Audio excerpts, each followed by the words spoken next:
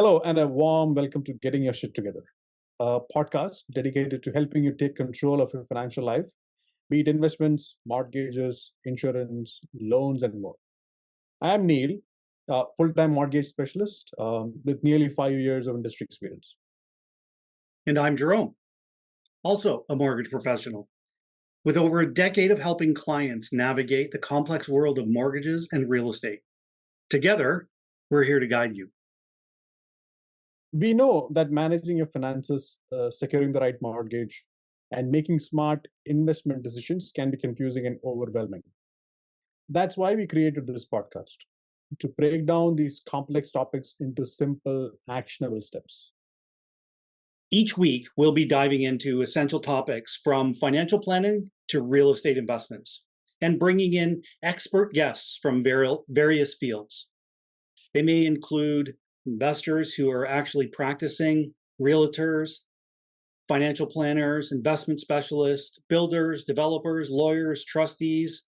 We have the whole works, and they're all going to be here to provide valuable insight and practical advice to you, our audience. Our goal is to help you evaluate how you're managing different important aspects of your life, financial aspects, highlight common mistakes, and offer corrective actions to get you back on track. We'll also be busting some common myths, answering your questions, and providing real takeaways that you can implement immediately. This isn't just another boring podcast. We're here to make sure that you're engaged, informed, and entertained. So join us on this journey to get your shit together and make smarter financial decisions. Tune in for actionable advice, expert insights, and engaging discussions that will empower you to take control of your financial future. Thank you for tuning in to Getting Your Shit Together. Let's get started. So, Jerome, let's talk about something that might be top of mind for most homeowners and prospective homebuyers: interest rates. Recently, Bank of Canada announced a second reduction in their policy rate, which has now dropped to 4.50%. This has led to most lenders to lower the prime rate to 6.7%. The move also appears largely in response to a weakening economic environment in Canada. So this drop in policy rate means that most or those with a variable rate mortgage or loan, they would see a reduction in the monthly interest cost of about $20.83 for every 100,000 of debt. Yeah, that's right, Neil. But for those looking to buy a new home or refinance, the impact on mortgage eligibility might not be as significant, or it might be very limited. This is a question that I often get my clients. Can you, maybe for the benefit of our viewers, elaborate as to why this reduction by Bank of Canada might not improve their mortgage eligibility, especially for new home buyers? Sure. So most prospective home buyers and even homeowners are not aware of the basis of pricing. And by that, I mean interest rates for fixed and variable rate mortgages. Variable rate mortgages are linked to the Bank of Canada's policy rate. And so there is a direct correlation between interest rate announcements and their cost. However, fixed rate mortgages are based on bond yields, and those prices keep changing every day. And so to answer your question more directly, most mortgage shoppers these days might be opting for fixed rate mortgages if they're choosing to maximize their immediate mortgage eligibility or the amount of mortgage that they can qualify for. And this is on account of fixed rate mortgages being about 1% or more lower than the comparable variable rate mortgage. And since the interest rates for fixed rates products are not directly influenced by the Bank of Canada, these mortgage shoppers are not expected to see much improvement in their situation unless the bond yields drop significantly from current levels. That's really interesting, isn't it? There are so many factors influencing the mortgage rates, and it's often very difficult for a regular homeowner to make sense of all of this. Absolutely. And that's why we have this podcast. Hopefully, we'll be able to make a difference in how you understand it. Now, I did have a follow-up question to this, and it would be, what is your outlook on rates for say the next 12 to 18 months? Well, let me rub my crystal ball here. And what I've seen, having been in the industry since 2009, what I've seen is an ebb and flow, or like waves of high and waves of low interest rates. We're coming off of what I would say is a flow of high interest rates. So we may be on a bit of a longer downward trend, but it won't be a steep drop. It'll be slight drops over a longer period of time. So we might see in the next year or so a drop of about 1% on fixed rates. So we might end up seeing those 5-year fixed rates, for example, in the mid to high threes, which, if we follow the path of fixed rates over the last 20 or 30 years, that's kind of in the average range. Yeah, and they have also seen quite a bit of a drop in the last 12 months also, right? hmm hmm And I And think so, that was, we had a peak, right? We had the high increase, and with a little bit of a sharp drop initially, but then it's going to, I think, level out over some time. okay. So overall, I'm thinking that variable rates might see more drops going forward than fixed rates, or do you have a different view? No, I see the same.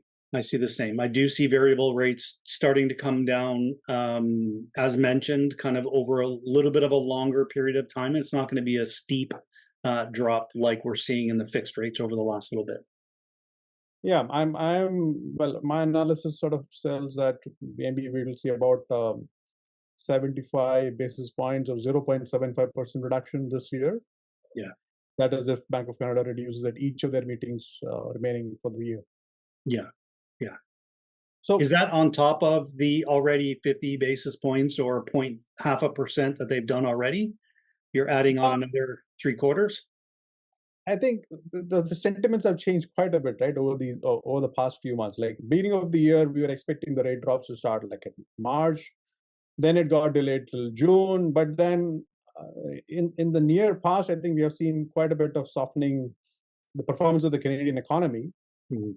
That rate drops seem more imminent. No, I was just going to say the nice thing is that, even though we make some decisions based on the information that we have today, things change, and we have the ability to change and modify our predictions based on some of those changes as time goes along.